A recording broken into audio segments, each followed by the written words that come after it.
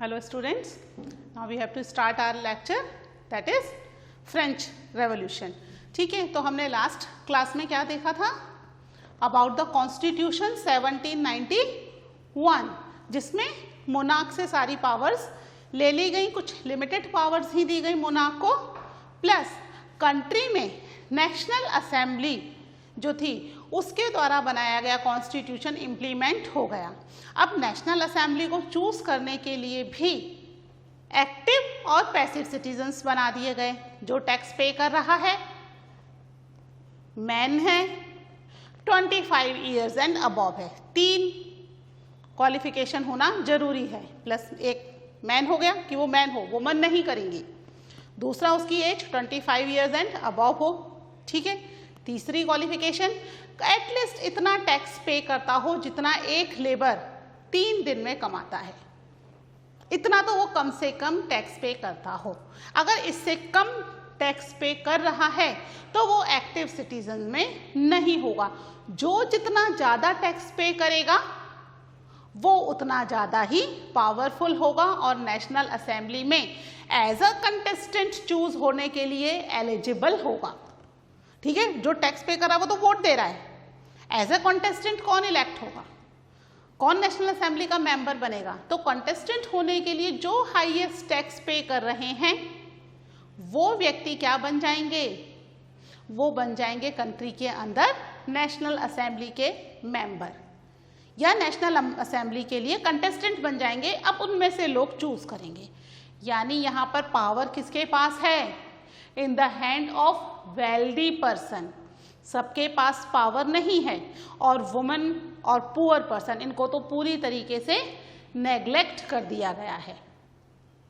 Power तो दी ही नहीं गई है, ठीक है। वुमन को तो राइट्स भी नहीं दिए गए। जो राइट्स दिए गए उसमें भी डिक्लेरेशन था, declaration of the rights for citizens and man, यानी वुमन जो है वो पैसिव सिटीजन तो है ही, but they are not having any right also. At least poor man को राइट तो दिए गए थे, ठीक है। तो यहाँ पर जो फर्स्ट टाइम कॉन्स्टिट्यूशन तो बना, कुछ इसमें हम देख रहे हैं कि कुछ डिफेक्ट्स तो थे, पर कुछ इसमें अच्छी चीज़ें भी थी जो फर्स्ट टाइम कंट्री के अंदर इम्प्लीमेंट हुई, ठीक है। तो हम देख लेते हैं फ्रेंच कॉन्स्टिट्यूशन कैसा था, ठीक है। फ्रांस कॉन्स्टिट्यूशन ऑफ 1791, इसकी कुछ स्पेशल पॉइंट्स देख लेते हैं फ्रांस कॉन्स्टिट्यूशन के, ठीक है। The constitution begin with a declaration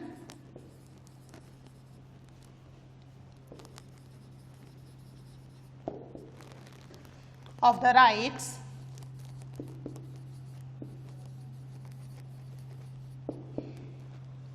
of man and citizen, ठीक है। शुरुआत में जैसे ही शुरू होगा ना कॉन्स्टिट्यूशन, तो उसमें शुरू में डिक्लेरेशन दे रखा है कि declaration of the rights of man and citizen, ठीक है। वुमेन के लिए राइट्स नहीं है, ठीक है। नेक्स्ट देखिए क्या राइट्स दिए गए। Rights such as the right to life, freedom of speech,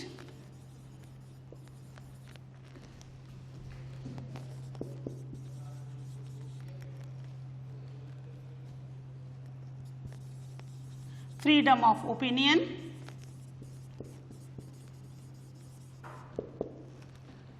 equality before law,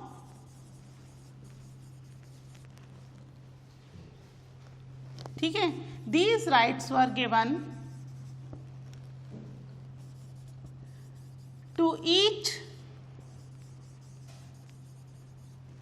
human being by birth and could not be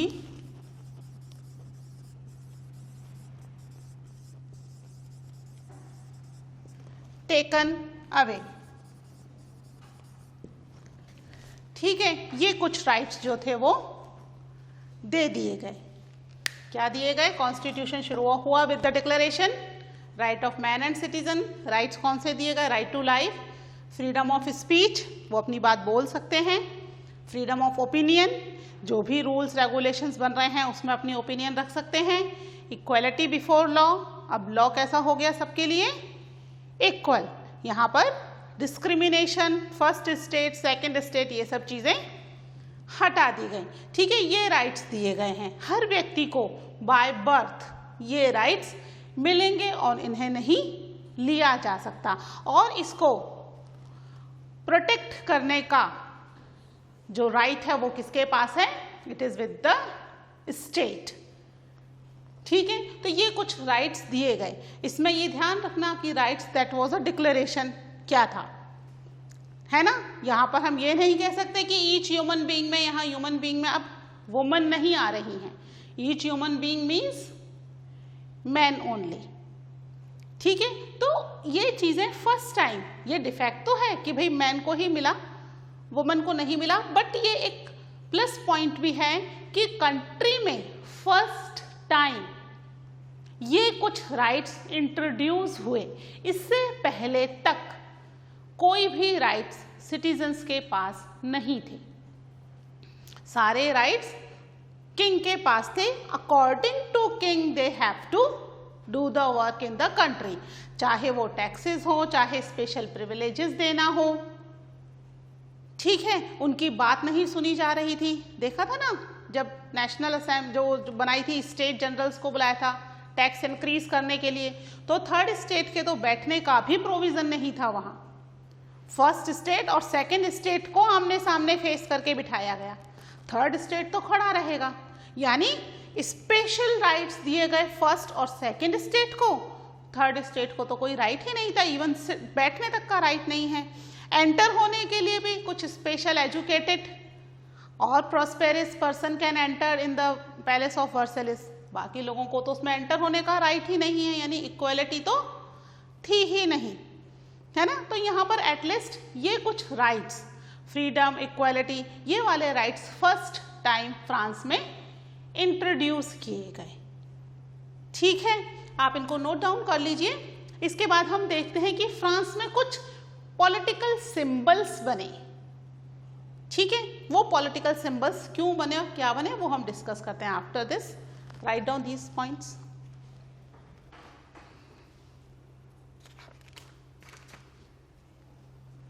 ठीक है, इसको रब कर रही हूं।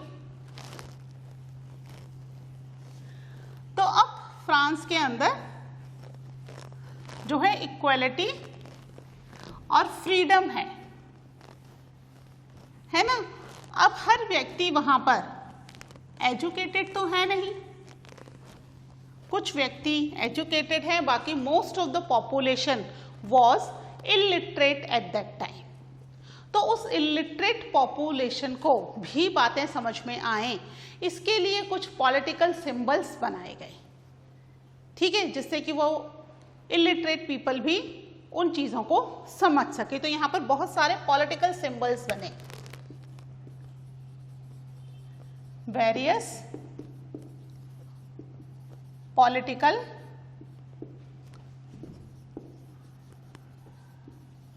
सिंबल्स। ठीक है, ये पॉलिटिकल सिंबल्स बने कंट्री को यूनाइटेड करने के लिए, इसमें इक्वलिटी और फ्रीडम सभी व्यक्तियों को मिल सके, इसके लिए रॉयल पावर के अगेंस्ट। ठीक है, तो ये कुछ सिंबल्स बने। क्या सिंबल्स बने बच्चे? इस पे कई बार क्वेश्चन भी आता है, write down any 5 political symbols of the French revolution. तो ये फ्रेंच रेवोल्यूशन के सिंबल्स हैं। ठीक है, क्या क्या सिंबल्स थे हम देख लेते हैं एक बार। सबसे पहला सिंबल था द ब्रोकन चेन।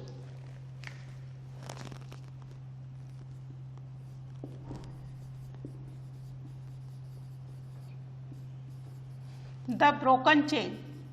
ठीक है, टूटी हुई चेन, ये किसको सिंबलाइज कर रही है? It stands for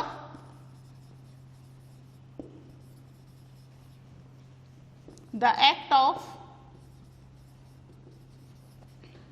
becoming free. यानी वो लोग अब क्या हैं? They are free. एक ब्रोकन चेन का सिंबल बना दिया गया। ठीक है, टूटी हुई चेन, इसका मतलब क्या था? Now they are free. किससे फ्री? जो रॉयल पावर थे उससे फ्री हैं अब। ठीक है, इसके अलावा सेकंड बनाया गया the bundles of fraud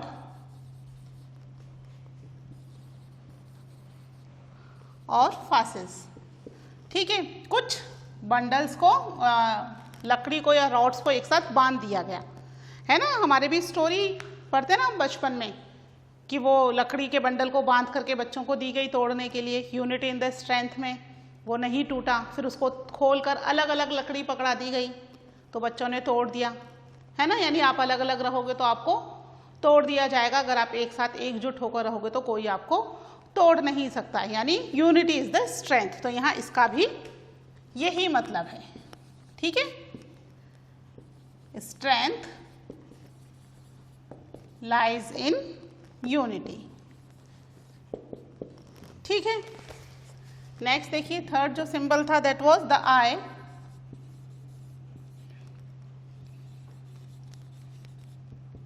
within a triangular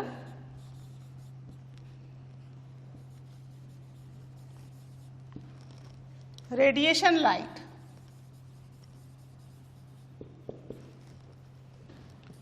ठीक है, एक ट्राइंगल के अंदर एक आंख है और उस पर लाइट का रेडिएशन पड़ रहा है।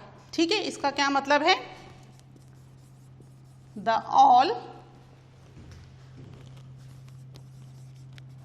seeing eye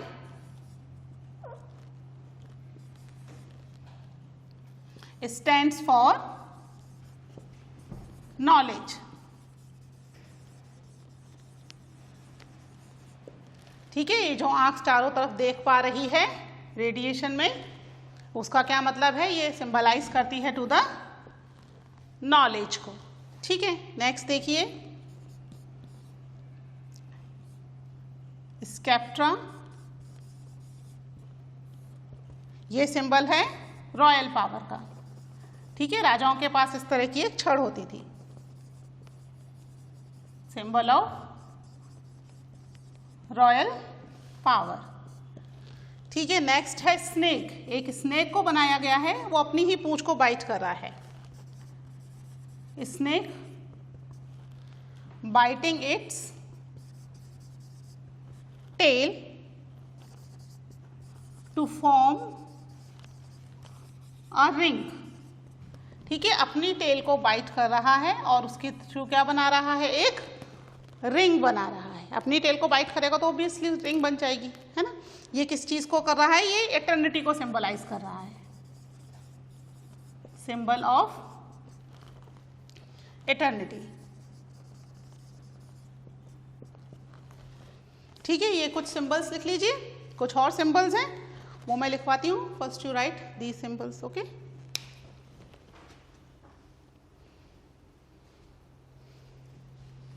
ठीक है, इनको रब कर दो।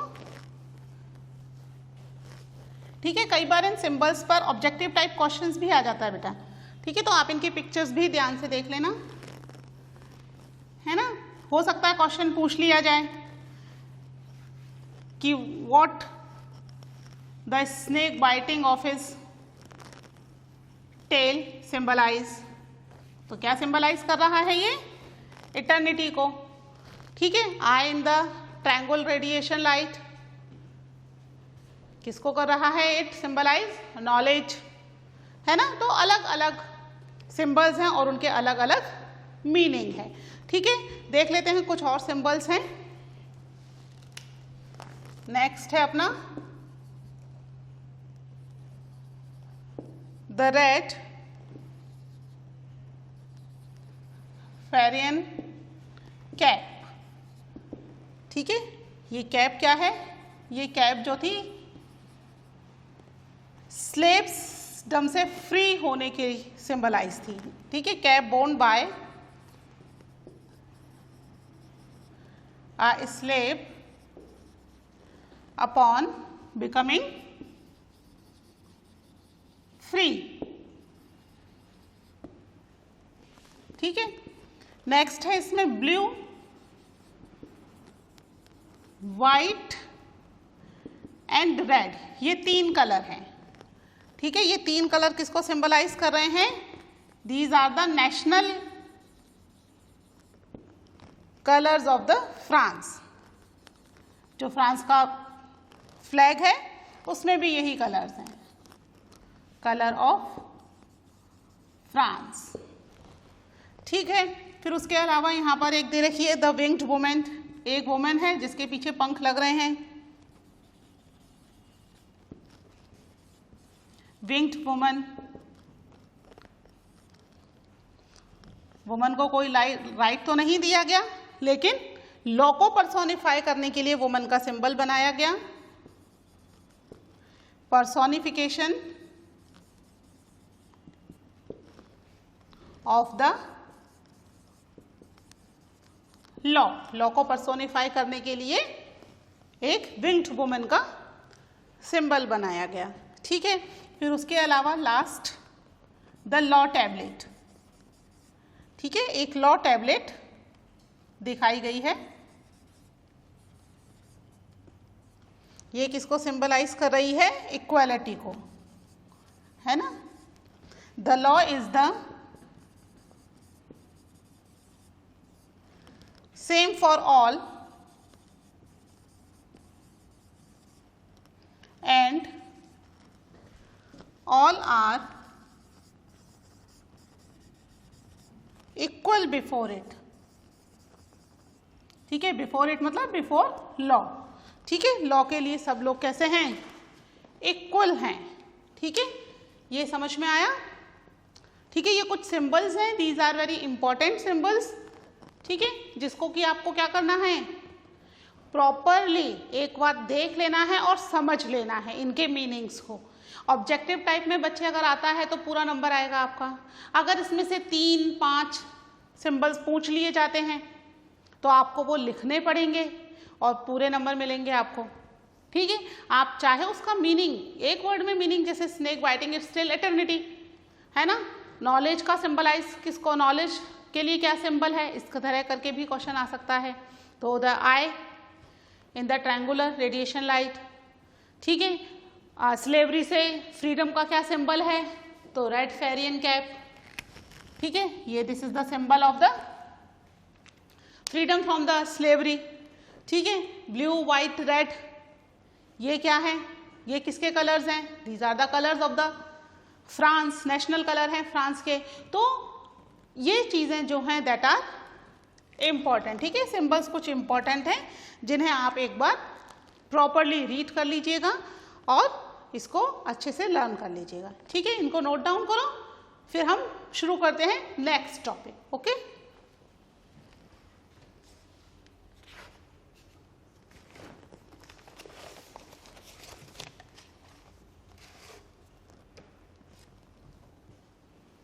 ठीक है, इसको रब कर दूं मैं।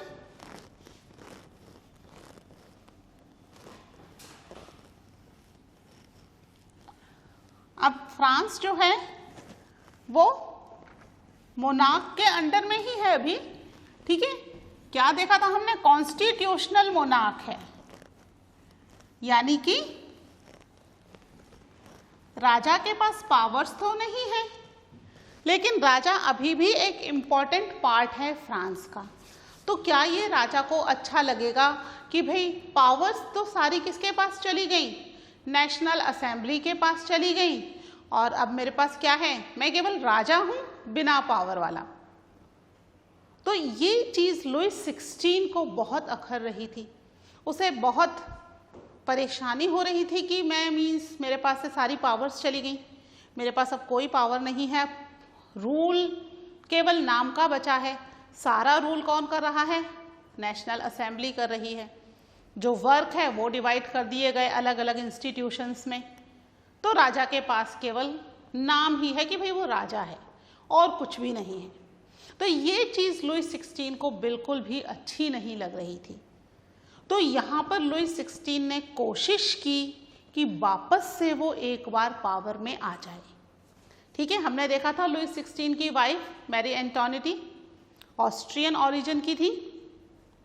तो उन्होंने ऑस्ट्रिया के साथ एक ट्रीटी की, साथ में ही प्रूशिया, ठीक है, जर्मनी में एक जगह थी प्रूशिया, अब that is the part of Germany.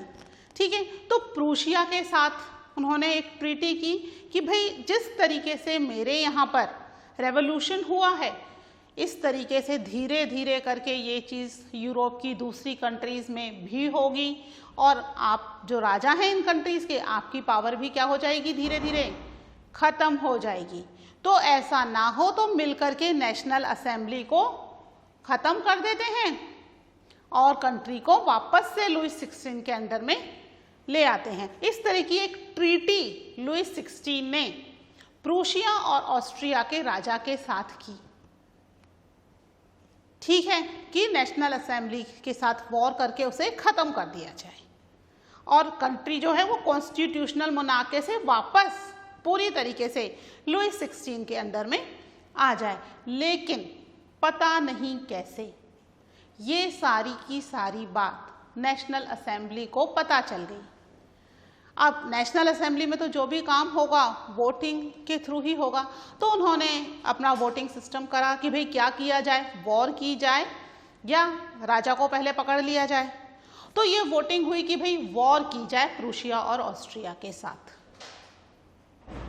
और उन्हें डिफीट करने के बाद फिर राजा को उसका पनिशमेंट दिया जाए।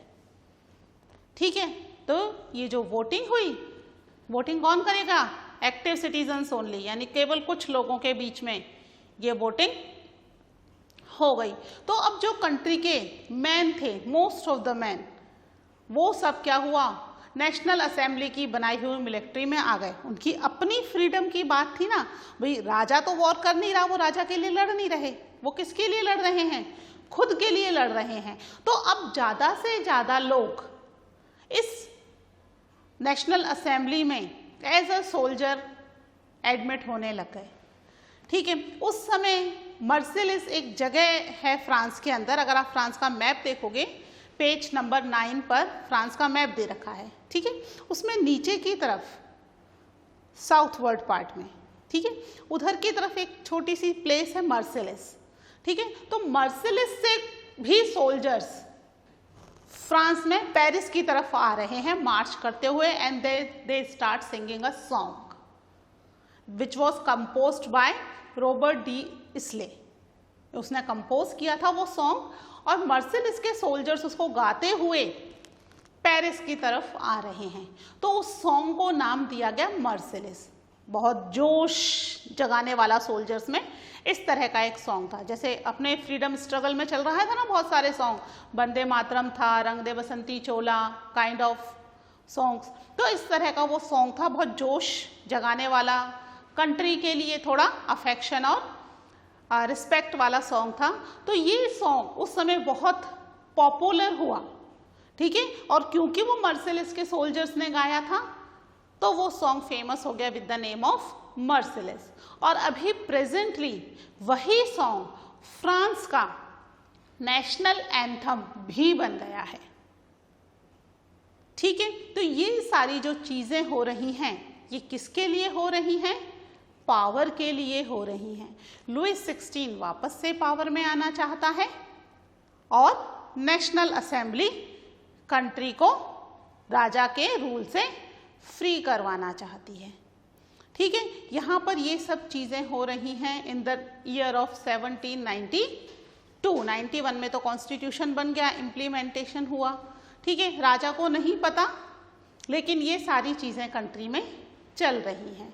ठीक है, तो इसके वजह से कंट्री में जो मैन हैं वो तो कहाँ चले गए, वो चले गए इन द मिलिट्री, सोल्जर्स बनने के लिए, राजा को हराने के लिए।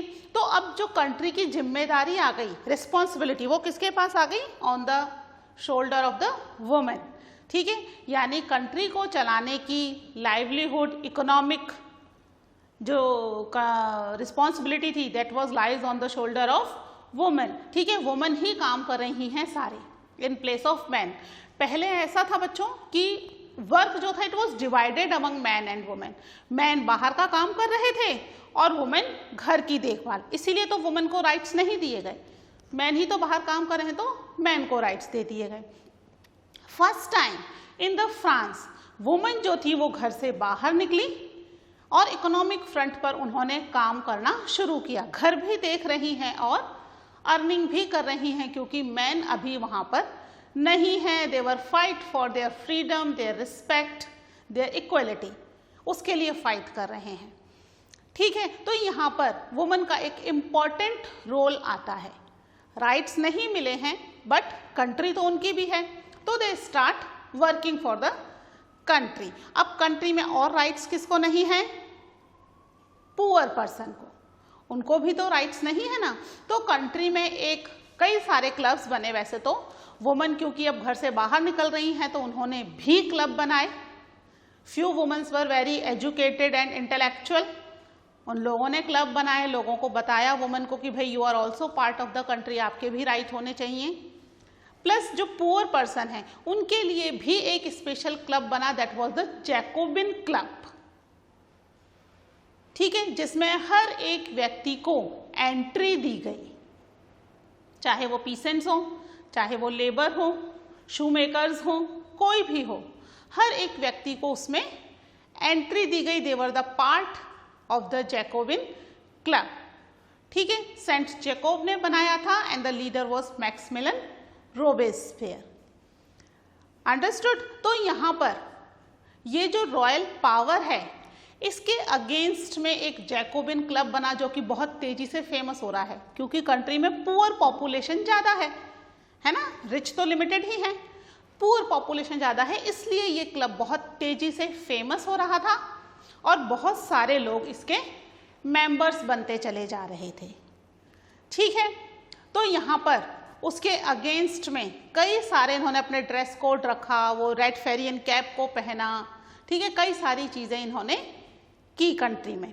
ठीक है, ये जो चेंजेस हो रहे थे ये किस समय हो रहे हैं? जब बाकी लोग they are busy with the fight of the against the Prussia and Austria. बताया ना आपको, राजा ने एक सीक्रेट ट्रीटी की थी, है ना, अपनी पावर को वापस लाने के लिए। उस समय ये सारी चीज़ें कंट्री में चल रही हैं, यानी अब जो राजा है उसकी जो थोड़ी बहुत रिस्पेक्ट बची थी वो भी यहाँ पर खत्म हो रही है, और जो कंट्री है, कंट्री किस में कन्वर्ट होने वाली है? In the Republic. ठीक है, तो इसके बारे में हम डिटेल में और भी ज़्यादा डिस्कस करेंगे इन द नेक्स्ट लेक्चर। आप एक बार बुक में से इसको रीड आउट कर लेना, जिससे और अच्छे से आपको समझ में आ जाएगा, और इसके इम्पॉर्टेंट पॉइंट्स भी हम लिखेंगे in the next lecture. Till now take care, bye.